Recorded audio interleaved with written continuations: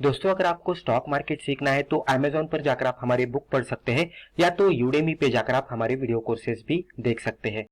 Hello friends, welcome to our channel learn stock charts to earn. दोस्तों, आज की video में हम एक बहुत ही सिंपल सी इंट्राडे की ट्रेडिंग स्ट्रेटजी देखेंगे जिसमें हम कोई भी इंडिकेटर का इस्तेमाल नहीं करेंगे। हम खाली प्राइस एक्शन देखेंगे और प्राइस एक्शन के साथ कुछ कैंडलस्टिक का पैटर्न देखेंगे, ब्रेकआउट देखेंगे और उसके हिसाब से ट्रेड करने की कोशिश करेंगे। अगर आप बिगिनर लेवल के ट्रेडर से और कोई सिंपल सी इंट्राडे ट्रेडिंग के सर्च में है तो ये वीडियो पूरा देख लीजिएगा। इसके जरिए आपको एक अच्छी खासी स्ट्रैटेजी सीखने को मिलेगी। स्ट्रैटेजी सीखने से पहले हम ये देखेंगे कि ये स्ट्रैटेजी के साथ ट्रेड करने के लिए हमें किन किन चीज़ों की ज़रूरत है। टाइम फ्रेम हम इस्तेमाल करेंगे 5 मिनट का, यानी कि 5 मिनट का कैंडलस्टिक चार्ट हम यहाँ पे इस्तेमाल करने वाले हैं। इंडिकेटर, जैसे कि हमने डिस्कस किया कि इंडिकेटर हम यहाँ पे इस्तेमाल नहीं करेंगे, तो नो इंडिकेटर्स। फिर उसके बाद कैंडलस्टिक पैटर्न्स जो भी रहते हैं, बुलिश पैटर्न रहेगा, बेयरिश पैटर्न रहेगा, ट्रेंड रिवर्सल पैटर्न रहेगा, ब्रेकआउट का पैटर्न रहेगा। तो वो जो बेसिक इन्फॉर्मेशन होती है as a beginner level trader, हमें वो पहले से ही पता होनी चाहिए। आइडेंटिफाइंग ब्रेकआउट, ब्रेकआउट चार्ट पे किस तरह से बनता है उसके बारे में भी आपको पता होना चाहिए। मार्केट, किस तरह की सिक्योरिटी में हम ट्रेड करेंगे, तो लिक्विड स्टॉक्स में हम ट्रेड करने की कोशिश करेंगे, यानी कि ऐसा स्टॉक कि जिसमें हाई वॉल्यूम होना चाहिए। जो स्ट्रैटेजी के साथ हम ट्रेड करने वाले हैं उसका नाम है डबल बॉटम रिवर्सल स्ट्रैटेजी। अभी ये क्या है, डबल बॉटम यानी क्या, रिवर्सल यानी क्या, और ये स्ट्रैटेजी के साथ हमें ट्रेड किस तरह से करना है। तो मान लीजिए कि कोई भी एक अच्छे खासे वॉल्यूम वाला जो स्टॉक है कि जिसमें हम इंट्राडे में ट्रेडिंग कर सकते हैं, तो उस तरह के स्टॉक का हमने 5 मिनट का कैंडलस्टिक चार्ट ओपन किया और मान लीजिए कि ये स्टॉक इस तरह से नीचे जाता हुआ दिख रहा है और एक लेवल पे जाने के बाद एक बॉटम स्टॉक ने बना दिया और उसके बाद उसमें रिवर्सल आता हुआ दिखा। जब भी ये सिचुएशन चार्ट पे देखने को मिलती है तो हम क्या करेंगे कि जहां पे भी स्टॉक रुका और रिवर्सल हुआ था वहां पे इस तरह से एक हॉरिजॉन्टल ट्रेंड लाइन मार्कआउट करेंगे। तो यहाँ पे क्या हो रहा है कि ये लेवल पे आने के बाद ये पर्टिकुलर स्टॉक में डिमांड आना शुरू हो गया और उसके वजह से स्टॉक के जो प्राइसेस है वो अपसाइड में जाते हुए दिखे। तो हम वो लेवल को पहले से ही मार्कआउट करेंगे। अभी मान लीजिए स्टॉक यहाँ तक गया और यहाँ से नीचे आने लगा। जैसे एक लेवल से नीचे आने लगता है तो हमें फिर दूसरी भी ट्रेंड लाइन मार्कआउट करनी है ये लेवल पे। अभी 2 ट्रेंड लाइन्स हमने मार्कआउट किया। 2 ट्रेंड लाइन्स मार्कआउट करने के बाद हमें क्या करना है कि हमें वेट एंड वॉच करना है खाली स्टॉक के ब्रेकआउट का। यहाँ पे अगर स्टॉक में गिरावट आती है और फिर से ये लेवल पे स्टॉक सपोर्ट लेकर रिवर्सल देता हुआ दिखता है तो यहाँ पे और एक बॉटम बना, इस तरह से हम कंसीडर करेंगे। ये फर्स्ट बॉटम था, ये सेकेंड बॉटम, तो इसको डबल बॉटम पैटर्न कहते हैं कि जो यहाँ पे फर्स्ट टाइम बना और ये सेकेंड टाइम बना, तो दोनों को मिलाकर ये पैटर्न को डबल बॉटम पैटर्न कहते हैं। ये पैटर्न अगर चार्ट पे देखने को मिलता है तो इसको एक रिवर्सल पैटर्न माना जाता है और ये रिवर्सल देकर उसमें अच्छी खासी प्राइस एक्शन अपसाइड में आने की संभावना होती है। लेकिन इसका कंफर्मेशन थोड़ा आगे जाकर मिलता है। किस तरह से मिलता है, तो स्टॉक यहाँ से ऊपर जाएगा, ऊपर जाएगा और मान लीजिए ऊपर जाने के बाद ये जो ऊपर वाली रेजिस्टेंस लाइन हमने मार्कआउट की थी इसको ब्रेकआउट देगा। मान लीजिए स्टॉक ने इस तरह से ये लेवल को ब्रेकआउट दिया अच्छे खासे बुलिश कैंडलस्टिक के साथ। तो ये ब्रेकआउट देने के बाद हमारा यहाँ पे कंफर्मेशन बनता है। तो जब भी ये बॉटम बना स्टॉक हमारे रडार पे आ गया, उसके बाद ये रेजिस्टेंस स्टॉक ने बना दिया, ये सपोर्ट बना दिया, तो हमने फर्स्ट बॉटम जैसे ही बना और रिवर्सल हुआ तो होते ही हमने पहले ये ट्रेंड लाइन मार्कआउट की। सेकेंड टाइम ये टॉप बनकर स्टॉक में गिरावट आई तो हमने ये एक ट्रेंड लाइन मार्कआउट की। उसके बाद हमने वेट किया कि डबल बॉटम बनता है क्या, तो जैसे ही डबल बॉटम बनता है तो स्टॉक हमारे एक एक क्राइटेरिया को फुलफिल कर रहा है, हम इसमें वेट एंड वॉच करेंगे। जैसे ही आगे जाकर कोई कैंडलस्टिक ये जो ऊपर वाली रेजिस्टेंस लाइन थी इसको ब्रेकआउट देते हैं क्लोजिंग बेसिस पे, तो ये हमारे अभी पूरी तरह से क्राइटेरिया में आ चुका है, इसमें हम ट्रेड करने का सोचेंगे। ट्रेड करने के लिए कैंडल क्या है कि ऊपर हम एंट्री करेंगे थोड़ा सा बफर लगाकर और इसके लो के नीचे हम हमारा स्टॉप लॉस लगाएंगे थोड़ा सा बफर लगाकर निचले साइड में, और हमारा जो टारगेट है वो 1:2 के रिस्क रिवॉर्ड के हिसाब से होने वाला है।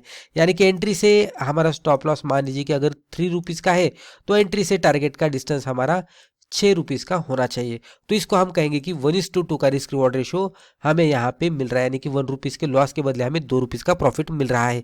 तो ये रिस्क रिवॉर्ड के साथ जाएंगे तो हमें एक अच्छा खासा रिजल्ट मिलने की संभावना रहती है।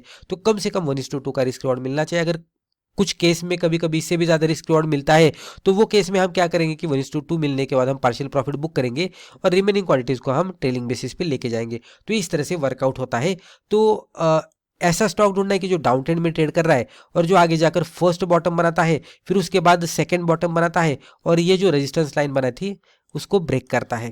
ये क्राइटेरिया सेटिस्फाई होने के बाद उसमें हम इस तरह से ट्रेड करेंगे। अब हम यहाँ पे एग्जांपल देखते हैं, यहाँ पे आपको क्लियर हो जाएगा। अभी आप देख सकते हैं कि स्टॉक पहले ऊपर के साइड में था, यहाँ से स्टॉक में गिरावट आने लगी, स्टॉक पूरी तरह से नीचे आ गया और एक लेवल पे आने के बाद रुक गया और यहाँ से स्टॉक में अपसाइड में मूवमेंट आती हुई दिखी। जैसे ये सिचुएशन बनती है, हम क्या करेंगे, ये लेवल पे आने के बाद सपोर्ट लाइन मार्कआउट करने की कोशिश करेंगे जहाँ से डिमांड आना शुरू हुआ था। तो ये लो बना दिया, तो यहाँ पे किस तरह से हम हॉरिजॉन्टल ट्रेंड लाइन मार्कआउट करेंगे। ये जो ट्रेंड लाइन हमने मार्कआउट की है तो लोवेस्ट लो को पकड़कर मार्कआउट की है, उसी के साथ लोवेस्ट क्लोज भी हमें देखना है। तो ये रेड कैंडल का एक लोवेस्ट क्लोज हमें दिख रहा था, वहां पे भी हमने हॉरिजॉन्टल ट्रेंड लाइन मार्कआउट की। ये दोनों ट्रेंड लाइंस किस तरह से मार्कआउट किए हमने, एक बार मैं फिर से बताता हूं।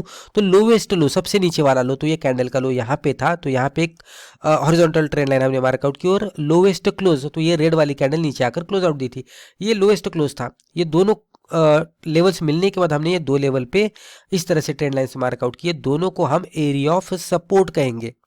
उसके बाद स्टॉक ऊपर गया, ऊपर जाने के बाद एक लेवल को हिट किया और इसमें फिर से गिरावट आ गई। तो जो लेवल पे जाने के बाद स्टॉक में गिरावट आई थी, फिर से हम वो लेवल को कंसिडर करते हुए इस तरह से एक हॉरिजॉन्टल ट्रेंड लाइन मार्कआउट करेंगे। उसके बाद अगर आप देखेंगे तो यहाँ पे फर्स्ट टाइम बॉटम बना था, हम वेट एंड वॉच करेंगे कि सेकेंड टाइम बॉटम बनता है क्या। तो मान लीजिए स्टॉक यहाँ पे नीचे आ गया और यहाँ से फिर से रिकवर हुआ, तो एरिया ऑफ सपोर्ट से स्टॉक रिकवर होता हुआ दिखा, तो हमें यहाँ पे सेकेंड टाइम बॉटम बनता हुआ दिखा। जैसे ही सेकेंड टाइम बॉटम बना तो ये स्टॉक हमारे हर एक क्राइटेरिया को सेटिस्फाई करता हुआ जा रहा है। उसके बाद हम क्या करेंगे, ऊपर वाली जो लाइन थी हमारी ट्रेंड लाइन, ये हमारी रेजिस्टेंस लाइन थी, तो इसके ब्रेकआउट का हम इंतजार करेंगे।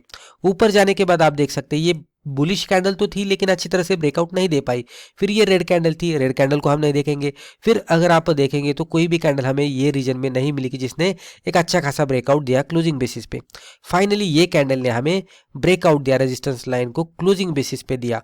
तो जब भी इस तरह की कैंडल देखने को मिलती है तो इसका मतलब यही हो रहा है कि अभी इसमें जो डाउन ट्रेंड चल रहा था इसका कन्वर्जन अभी अप ट्रेंड में हो सकता है और ये कैंडल के अकॉर्डिंग हम ट्रेड करेंगे।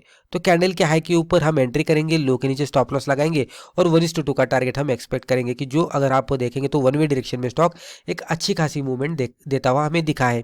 तो एंट्री से स्टॉप लॉस का डिस्टेंस इतना था और एंट्री से टारगेट का डिस्टेंस हमें इतना मिला है।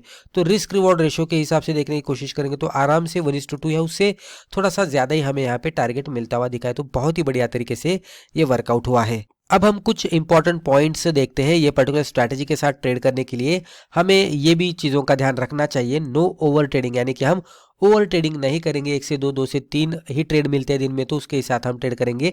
हालांकि इस तरह के स्टॉक इस स्ट्रैटेजी के साथ यानी कि डबल बॉटम स्ट्रैटेजी वाले स्टॉक आपको बहुत ही कम मिलेंगे, लेकिन कभी कभी मिल भी रहे हैं तो भी ओवर ट्रेडिंग नहीं करनी है। अवॉइड लो वॉल्यूम स्टॉक्स, जिसमें वॉल्यूम नहीं है उसमें नहीं ट्रेड करेंगे, अच्छे खासे वॉल्यूम वाले स्टॉक में ही हम ट्रेड करेंगे। वेट फॉर कंफर्मेशन, अभी पहले पहला बॉटम बनाएगा, फिर एक रेजिस्टेंस बनाएगा, नीचे आकर सेकंड बॉटम बनाएगा, फिर रेजिस्टेंस को ब्रेकआउट देगा। तो मल्टीपल क्राइटेरिया से स्टॉक गुजरता हुआ जा रहा है और फाइनली जब भी रेजिस्टेंस को ब्रेकआउट दे रहा है तो हमारी एंट्री बन रही है। तो इन बिटवीन जो हमारे अदर क्राइटेरिया से, तो एक क्राइटेरिया सेटिस्फाई हुआ तो हमें इमीडिएट बेसिस पे एंट्री नहीं करनी है, पहले हमें हर एक क्राइटेरिया को सेटिस्फाई होने देना है और उसके बाद ही एंट्री करनी है। तो मल्टीपल जो हमारे कन्फर्मेशन है तो हर एक कन्फर्मेशन को वो फॉलो कर रहा है का वो देखना है, यानी कि जब भी स्टॉक पूरी तरह से कन्फर्म्ड हमें सिग्नल देता है एंट्री के तभी हम इसमें ट्रेडिंग करेंगे। तो हर एक क्राइटेरिया को सेटिस्फाई होने देना है, कंफर्मेशन का वेट करना है और उसके बाद ही ट्रेड लेना है।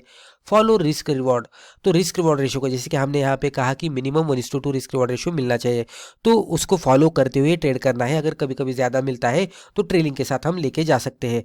फॉलो स्टॉप लॉस, सब कुछ देखने के बाद, कंफर्मेशन देखने के बाद भी अगर स्टॉक हमारे स्टॉप लॉस को हिट करता है तो स्टॉप लॉस आया तो एक्सेप्ट करना चाहिए और लॉस बुक करके बाहर आना चाहिए।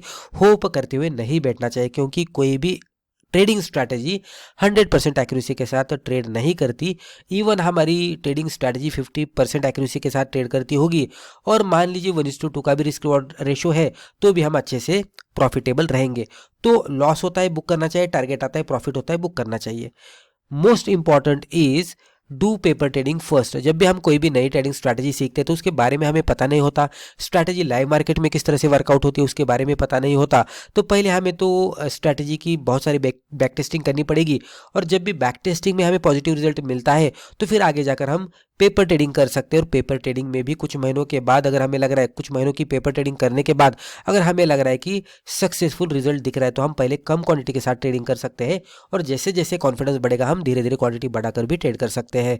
तो दोस्तों मुझे लगता है रिस्पेक्टिव वीडियो में हमने जो भी डिस्कस किया इससे आपको जरूर फायदा हुआ होगा। Thank you.